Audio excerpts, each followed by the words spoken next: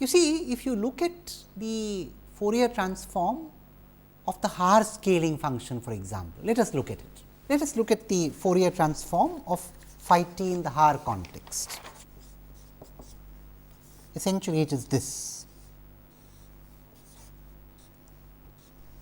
and the Fourier transform is easy to calculate.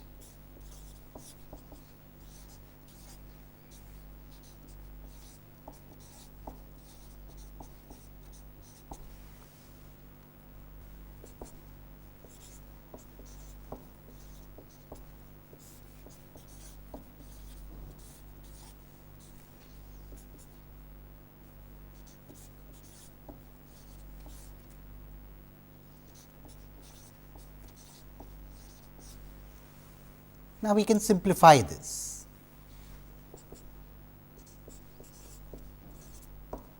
Using the standard trick of taking out e raised to the power minus j omega by 2 term.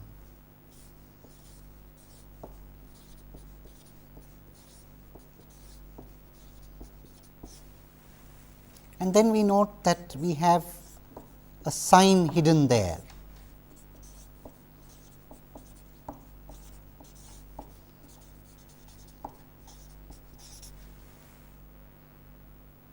And doing away with the j's, we will have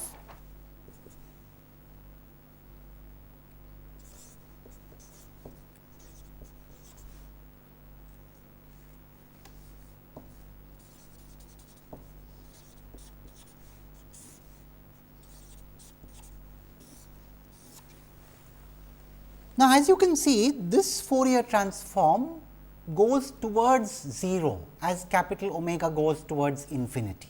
So, the Fourier transform vanishes as capital omega goes towards infinity. And in fact, we can even sketch the magnitude to get a feel of this. The magnitude of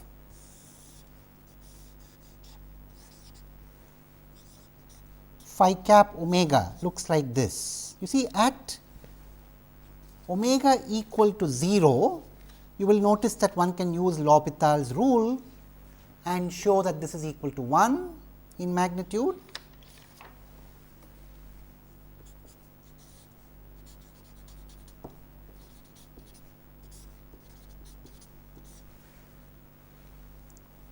So, it has a pattern like this.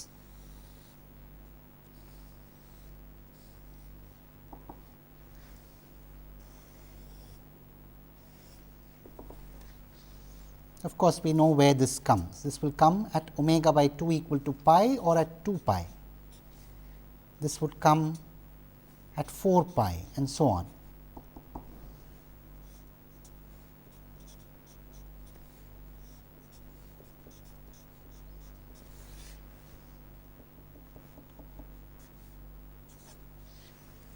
This is how the magnitude looks. Now, you know, this very clearly shows that phi has a concentration around 0 frequency. So, this is interesting. We begin from the low pass filter, we construct a dilation equation, a recursive dilation equation starting with a low pass filter, and we get a low pass function. Phi t is essentially a low pass function. A low pass function means it is predominant in the frequency domain around capital omega equal to 0. Low pass function, of course, is an informal term.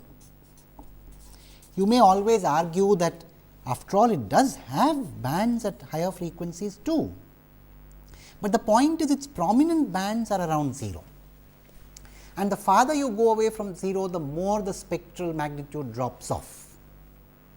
In that sense, it is low pass. In fact, just as we tried to build the idea of ideality in a filter bank, we also would like to build the idea of ideality in this phi t. The ideal phi t is actually the ideal low pass function. It is a low pass function which is like a brick wall. So, in some sense, phi t in the spectral domain or phi cap omega for that matter is moving towards the ideal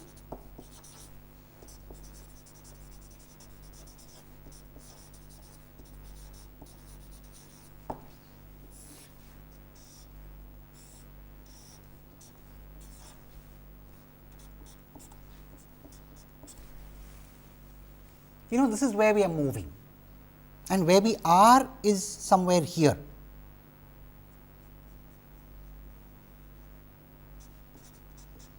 Very far away from it, of course.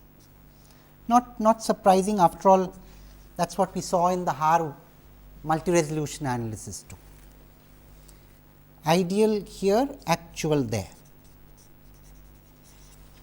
Now, once again, there is the same conflict that drives the engineer, the scientist, or the mathematician. We know that we want to go towards the brick wall ideal, but we also know the brick wall ideal is unattainable for various reasons. The reasons are similar to what I talked about last time for the unattainability of the idealism in a filter bank. So, we would not need to repeat them once again here. However, what we will now do is to see what is the relationship, whether ideal or practical, what is the relationship between phi cap omega and the discrete time Fourier transform of the filter bank, low pass filter, in terms of construction. So, in other words, we have written down a dilation equation in the frequency domain, but we need to translate that dilation equation into a constructive step. How do we construct phi t given the low pass filter impulse response? In a way, if we do that, we have answered the question, how is the design of a filter bank related to the design of a multi-resolution analysis? So, let us do that. Towards that objective, let me put before you once again that infinite product here. So, now you also understand why phi cap 0 should not be 0. Phi cap 0 must be non-zero. In fact, phi cap 0 is very often the maximum value of the magnitude of phi cap omega, because of that low pass character. So, we have seen this low pass character in the Haar context. Now, we shall assume it to be true of most multi-resolution analysis and proceed from there. So, this is just a constant, a non-zero constant, to be wary. But what we need to identify is this.